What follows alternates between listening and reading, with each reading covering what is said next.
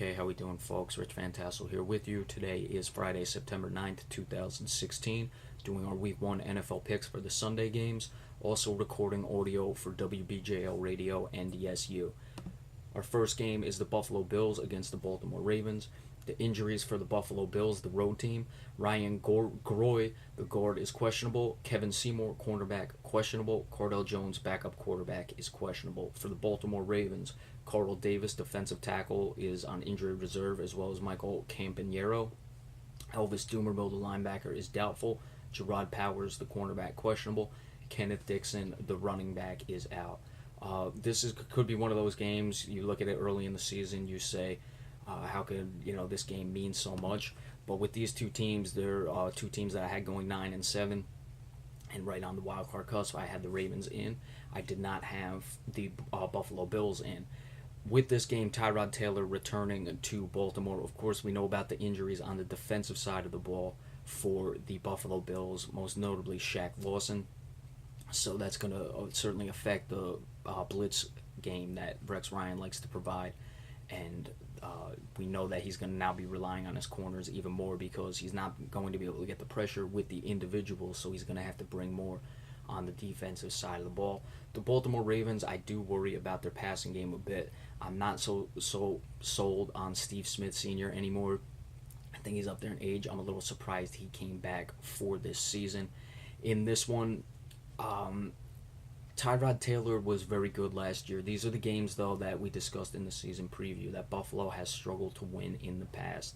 Big games at any point in the season. So this is a big road game. They're going to try to get off to a good start. I expect them to be competitive, but I like Baltimore to have a bounce-back year this year, and I think as the home team, they're going to be able to win it. This should be a low-scoring game, both with good defenses, and of course, as we saw last night, teams are not always going to be that sharp coming out of the gates in the first week of the season. So that's why I'm picking the Baltimore Ravens, a low-scoring game, 20-17, possibly even an overtime game.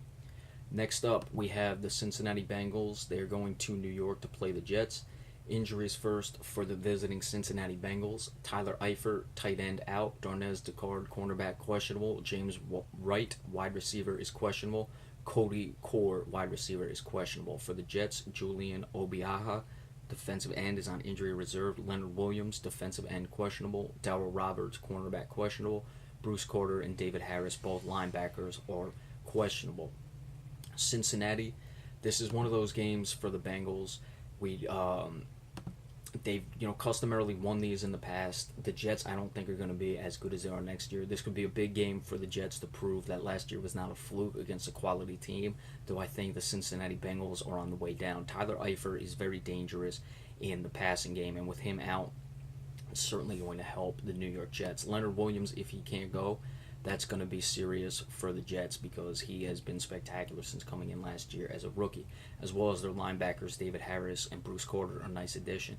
Now, I usually expect questionable to go, and they are all listed as questionable, the guys I just mentioned, so expect them to play. But if any one of those couldn't go, especially Leonard Williams or even David Harris in the middle, the Jets' front seven is really the strength of their defense, so that's where problems could lie. And of course, Darqueze Dennard, I wouldn't expect him to draw as much of Brandon Marshall as Dre Kirkpatrick will in this game because Kirkpatrick is the bigger guy. Darqueze Dennard listed as questionable, so I'd expect him to play.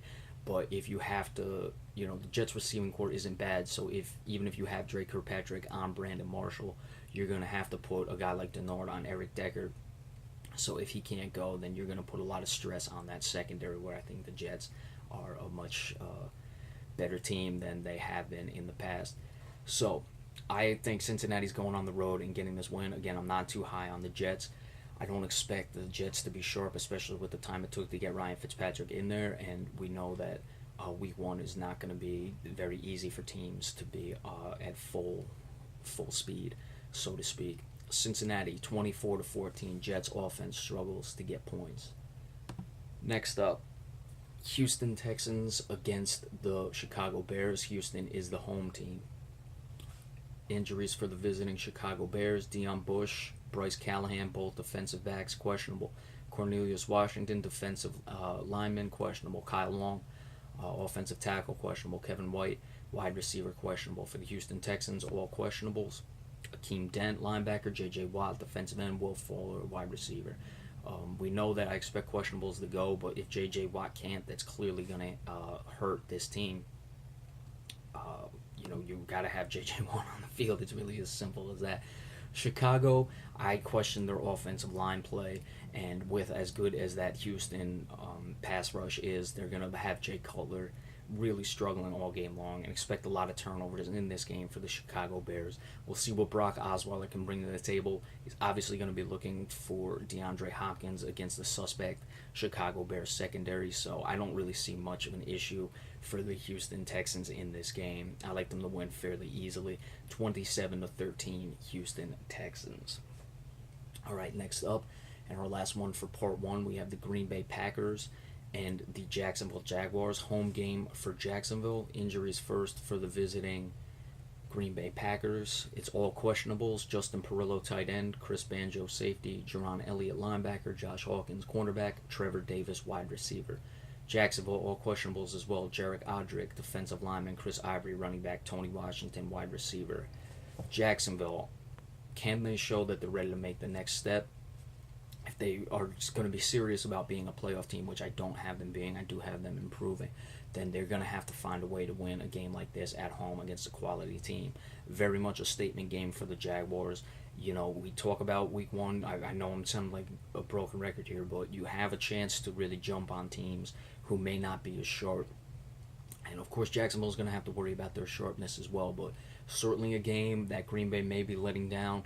I don't see why. We know Jacksonville is improved, but they got to go on the road. I expect it to be very hot in Jacksonville, so they may not be used to the temperatures, though we have had a hot summer. I'd like this game to be very, very close, and frankly, I think that the Jaguars are going to pull the upset in this game with all the things just mentioned. Had I, once I watched the game last night and saw how much it was really affected by the lack of work in training camp, I think that that's going to play a much bigger factor than expected, and that's why I like the Jacksonville Jaguars in a high-scoring game in this one.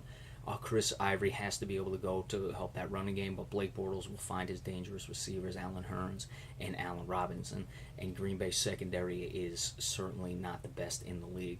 31-27 Jacksonville in the upset in this game. Wild one. Look for this to be a very exciting game, actually. Alright, so we will come back in just a few minutes and we will give you part 2 of the game picks for Sunday. Be sure to stay tuned for that, and we will be right back with you. Thank you.